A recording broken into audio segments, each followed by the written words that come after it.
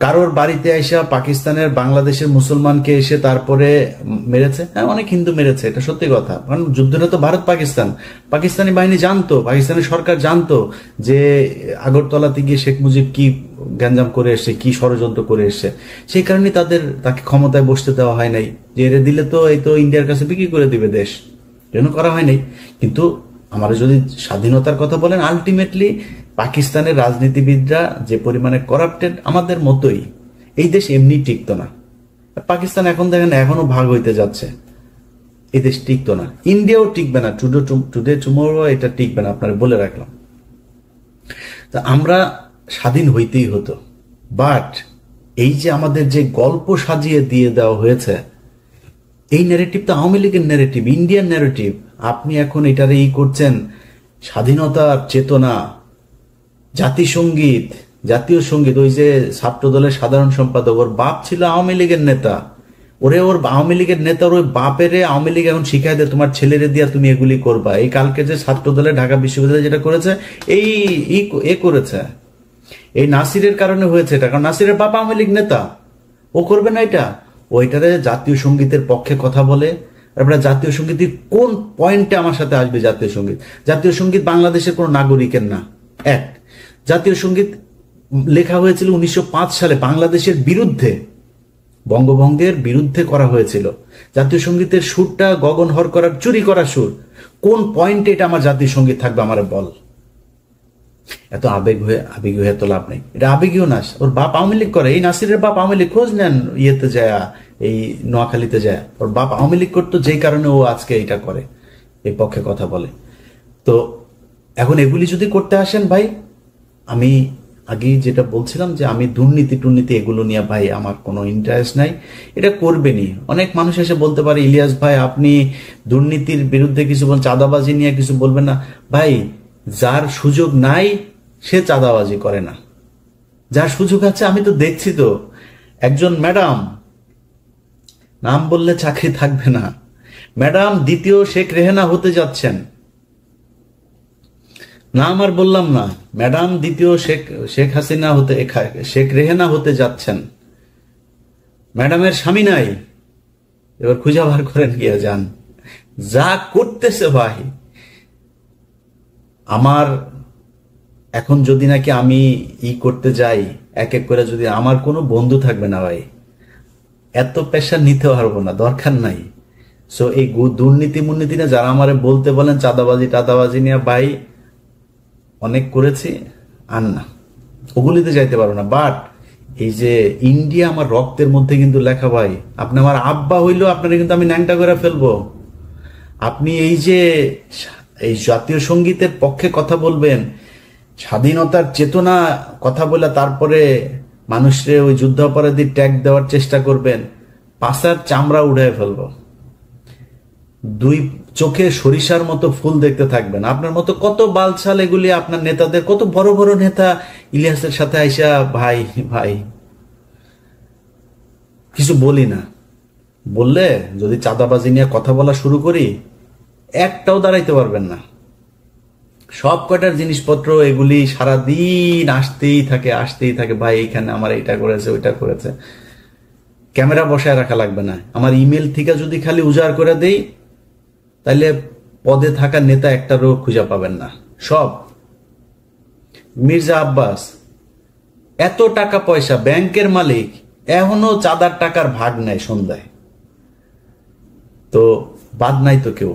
আর অনেকে নাম বললাম না, টেকনিক্যালি নামটা আমি করে যাচ্ছি। ছাত্রদের প্রতি আমার একটা ভালোবাসা আছে জুলাইয়ের কারণে, যে যত বালপাকনা কথাবার্তা বলেন ভাই সমস্যা নাই।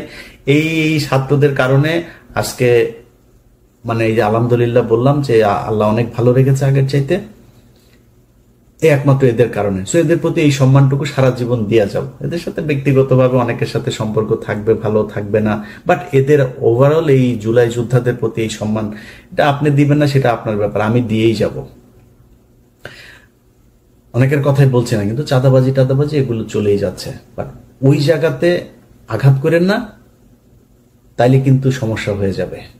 কথাবার্তা শুনলে যেন আপনার, কিছুদিন আগে এক চাঁদাবাজারে দেখলাম, এক চাঁদাবাজারে দেখি সে বলতেছে এই কি আওয়ামী লীগের ওই ইয়েটা ছিল যে বাংলার তুমি কে আমি কে তুমি কে, ওই যে বাঙালি বাঙালি বাঙালি বাঙালি, এটা তো পশ্চিম বাংলার ডায়লগ। ওরা আমাদের বাংলার সাথে, এই তো আওয়ামী লীগের ডায়লগ এগুলি, তুমি কে আমি কে বাঙালি, গণজাগরণ মঞ্চের ডায়লগ। সবকিছু মিলা গেলে তোমাদেরকে ওইদিকে মিলাই দেওয়া হবে। সো খুব সাবধানে কাজ করতে হবে। আমরা এত বাল কারোটা খাইও না, পড়িও না, এত পাকনামি করার কিছু নাই। সবশেষ এই যে কথাবার্তা বললাম সব কিন্তু থ্রেট করলাম, কিছু বলি নাই কিন্তু করবো টরবো এগুলি, জাস্ট থ্রেট করলাম। কিন্তু আমি একতা চাই, ঐক্যবদ্ধ হন, এটা চাই। বিএনপি জামাত এনসিপি আপনাদের ভেতরে রাজনৈতিক দ্বন্দ্ব থাকবে, 71 টাই না, এমনি দ্বন্দ্ব থাকবে। কে কটুক চাঁদাবাজি করেন, কে কটুক দখলবাজি করেন, কি করেন, এটা জনগণ রায় দিয়ে দিবে, জনগণের উপরে ছেড়ে দেন। আপনি যদি মনে করেন যে না আমি জামাতের চাইতে ভালো হইতে চাই, জামাত যদি মনে করেন আমি বিএনপির চাইতে ভালো হইতে চাই, তাহলে বিএনপির চেয়ে ভালো কাজ করেন, এমনি আপনি ভালো থাকবেন, এমনি পাবলিকের ভোট পাবেন। এগুলো নিয়ে কথা বলতে চাই না। কিন্তু কোন দল যদি এই মুক্তিযুদ্ধের নামে যদি নাকি আবার ফের বিভাজনের চেষ্টা করে, তার বিরুদ্ধে কিন্তু সরাসরি দাঁড়াবো। তখন কিন্তু কিছু বলতে পারবেন না। এক পিনাকিদার একার গুতাই নিতে পারেন না, আমাদেরকে চাতায়েন না। এটা বলে রাখলাম ভাই, ভবিষ্যতে মার্ক করে রাখতেছি কিন্তু কে কে কি বলেন এগুলি কিন্তু মনে আছে। ওই যে মিছিলের কথা বললাম একটা, তুমি কে আমি কে বাঙালি, ওরা কিন্তু মনে রাখছি। এই যে জাতীয় সঙ্গীতের কথা মনে রাখছি, কিন্তু যখন যেখানে হাতে কোনো কিছু পাওয়া যাবো ছেড়ে দেবো। পৃথিবীর কেউ তারেক রহমান ফোন করলেও শুনবো না, ছেড়ে দিব তখন। তো তখন কান্নাকাটি করে লাভ হবে না। আগেই বলে রাখলাম খুব সাবধানে। এই মুক্তিযুদ্ধের বালের যুদ্ধ নিয়ে এত বেশি পাকনামি করা যাবে না। এটা দেশ স্বাধীন হওয়া দরকার ছিল, কেমনে হয়েছে এটা নিয়ে আমরা তর্কেই যেতে চাই না। তর্কে গেলে তর্কে আইসেন, আমি বই পুস্তক দিয়া দলিল দিয়া তারপরে বুঝাই দেব যদি যেতে চান তর্কে। বাট তর্কে আমি যেতে চাই না। এটা নিয়ে দেশ স্বাধীন হয়েছে, বেটার। আমরা এখন একটা দেশ পেয়েছি। এই দেশে যারা যারা যেইভাবে ছিল, পিছনের ইতিহাস নিয়ে ঘাটাঘাটি বাদ দিয়া দেশটারে কেমনে আগানো যায় সেটা নিয়ে চিন্তা করেন। রাজনৈতিক দলগুলোর ভেতরে আমি খুব মানে এত বেশি এই যে ডিজিএফআই এবং রয়ের এরা মানে উদ্দেশ্য প্রণোদিত ভাবে কিছু, এনসিপির উদাহরণ যে একটা আছে, ওর নামটা কি, এই হুদাই খালি গুতায়, বিএনপির গুতায়, জামাতরে গুতায়। বিএনপির কয়েকজন আছে, এগুলি হুদাই খালি জামাতকে গুতাবে, এনসিপি গুতাবে। আমি মাঝখানে একটা করলাম যে ভাই খালেদা জিয়াকে নিয়ে, জিয়াউর রহমানকে নিয়ে আজে বাজে কথাবার্তা। তা আমি এটা নিয়ে একটা পোস্ট করলাম। পোস্ট করার পরে সার্জিস আমারে কল করলো, বললো যে ভাই আমাদের ভিতরে আমরা কি কেউ বলেছে এটা নিয়ে কোনো কথা? আমি বললাম যে এটা নিয়ে যে আলোচনা হচ্ছে, তাহলে কে কে বলেছে এটা? বলল ভাই আমাদের ভিতরে তো কেউ বলে না, আমাদের কেন্দ্রীয় আপনি দেখেন হাসনাত, আমি, নাহিদ, মাহফুজ বা কেউ, আমরা কেউ বলি না এটা নিয়ে। আমি দেখলাম আসলে বলে নাই। তো সার্জিসের ভেতরে তার মানে এটা নিয়ে তার উদারতা আছে। আপনারা সবাই বসেন ভাই, কোনো কিছু নিয়ে যদি সমস্যা হয় আপনারা বসেন, বসে তারপরে ঠিক করেন, এই জায়গাগুলোকে ঠিক করেন। কারণ এটা মাথায় রেখেন যে আওয়ামী লীগ যদি ব্যাক করে, কেউ এখনকার চাইতে ভালো থাকতে পারবেন না। আর আওয়ামী লীগ ব্যাক করার সুযোগ আপনারা তৈরি করে দিচ্ছেন। আওয়ামী লীগের সেই শক্তি নাই, কিন্তু এটা করবে ইন্ডিয়া। কারণ ওদেরকে সবসময় ইন্ডিয়া নিজের দল মনে করে। এই কারণে এই জায়গা থেকে যদি আপনি নিজেকে, দেশকে যদি নিরাপদে রাখতে চান, আপনাদের ভেতরে যা মনে চায়, যত মনে চায় দলাদলি, মারামারি, খুনাখুনি, যা মনে চায় করেন। আওয়ামী লীগ, ইন্ডিয়া, ইন্ডিয়ার মুক্তিযুদ্ধের ন্যারেটিভ, এই জায়গায় আমাদের সবাইকে ঐক্যবদ্ধ থাকতে হবে। আমি ভাই কোনো দলের না, আমার একবার বিএনপি জামাত বানায়, জামাত বিএনপি বানায়। আমি আগেই বলেছি আপনাদের, আমি বাংলাদেশে একমাত্র এক পার্টি করি, সেটার নাম হচ্ছে এন্টি ইন্ডিয়ান পার্টি। আমার রক্তের যে গ্রুপ সেটা ইন্ডিয়া নেগেটিভ, এটা আমি সবসময় বলি, এখনো বলছি। ওই জায়গার বাইরে আমার কোনো কিছু করার নাই, আমার মাফ করে দিন। বাংলাদেশের বহু মানুষ আছেন যারা কিনা বলবেন যে ভাই আপনি চাঁদাবাজিকে করছেন। ভাই ওই যে বললাম যে চাঁদাবাজি নিয়ে যদি কথা বলতে যাই এখন, তাইলে আমি নিজেও চাঁদাবাজ হয়ে যাব। কেন জানেন? কারণ হয়েছে যে অনেকের এরকম কমপ্লেন আসে যে সচিবালয়ে গিয়ে আমার সাথে চ্যাটিং আছে, সেটা দেখায় বলছে যে ভাই আমি কারোর ফোন করি নাই তা না, আমি অনেক সচিবরে ফোন করেছি, পুলিশের ঊর্ধ্বতন কর্তৃপক্ষকে ফোন করেছি।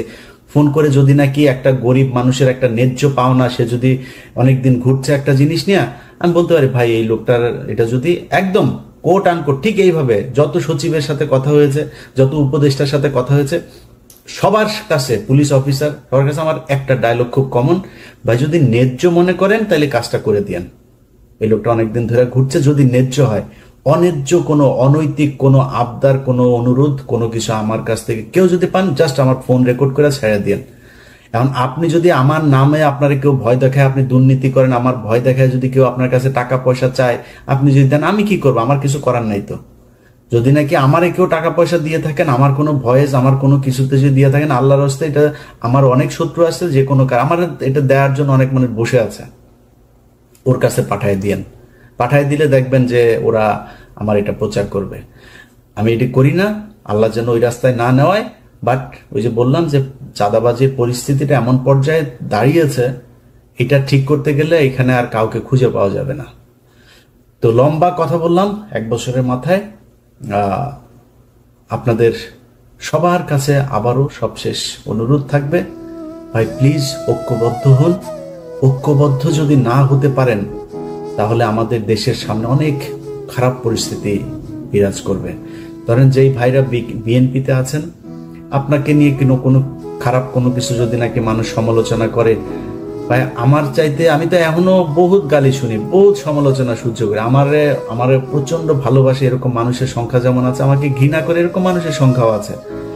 এই যে এই পরিস্থিতির ভেতরে আমি, যারা আমার সমালোচনা করে, আমি তাদের সমালোচনা অনেক কিছু, আসলে কি আমার এটা ঠিক হয় নাই, আমি নিজে ভুল করি। আমার ফেসবুকে যে পোস্ট দেখেন না, আমার ফেসবুকের পোস্ট কিন্তু ধরেন 50% বা তারও কম আমি করি, 50% আমার অ্যাডমিনরা করে। আপনারা হয়তো অনেকে মনে করেন অনেক পোস্ট বোধহয় আমি মনে হয় পোস্ট করি, এরা করে। ইদানিং আমি সবাই বলে দিয়েছে যে পোস্টের সংখ্যা একটু কমায় করতে। তো এখন এই যে আমার যত ধরনের সমালোচনা টমালোচনা যা যা কিছু আছে, এখান থেকে অনেক কিছু শিখি, আমি অনেক কিছু শিখে তারপরে আমি আমার কাজ করি। আপনার নিয়ে সমালোচনা করলে তার সত্য মনে করার কারণ নাই। শেখ হাসিনা আজকে এই অধপতনের কারণ একটাই, সে সমালোচনা সহ্যই করে না। যারা তেলবাজি করেছে তাদেরকে কাছের মানুষ মনে করেছে। এটা যদি মনে করেন, পরিণতি শেখ হাসিনার মতোই হবে। অতএব নিজের সমালোচনা করা শেখেন। আত্ম উপলব্ধির মাধ্যমে যদি আপনি নিজেকে তৈরি করেন, আমার মনে হয় সেটা আপনার জন্য, আপনার দলের জন্য, দেশের জন্য, সবার জন্য আমাদের ভালো কিছু হবে।